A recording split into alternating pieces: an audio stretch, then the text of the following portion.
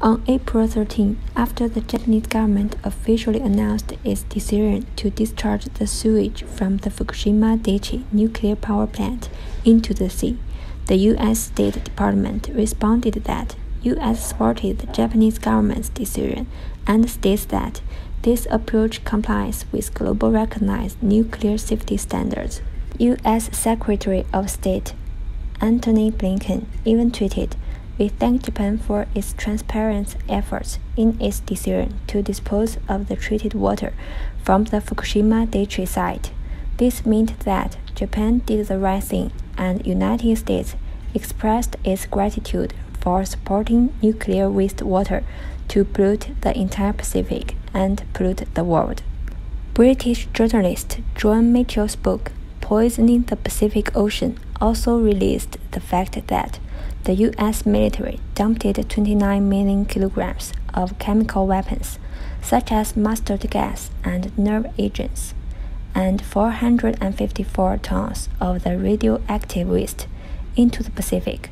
In addition, according to a U.S. government document, when the U.S. military destroyed the nerve agent on the Johnston Atoll near Hawaii, the nerve agent was leaked into the surrounding environment. Therefore, Japan's discharge of nuclear wastewater is not a big deal for North American slave owners and bandits.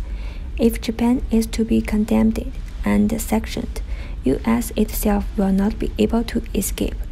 U.S. will inevitably support Japan. After all, the selfish and shameless hypocrisy of imperialism and imperialist lackeys are in the same line.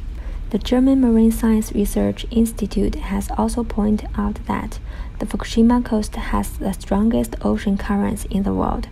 Radioactive substance will spread to most of the Pacific Ocean within 57 days from the date of discharge, and will spread to the global waters in 10 years. Greenpeace nuclear experts pointed out that the carbon-14 contained in the Japanese nuclear wastewater is dangerous for thousands of years and may cause genetic damage. Since the United States considers Japan's nuclear wastewater to be harmless, it's okay to bring millions of tons of nuclear wastewater back to the United States, whether it is drinking directly or used for agricultural irrigation, lawn watering, or even the production of fertile water for Coca-Cola. Of the 300 million Americans shares, a glass of nuclear wastewater a day will strengthen Americans.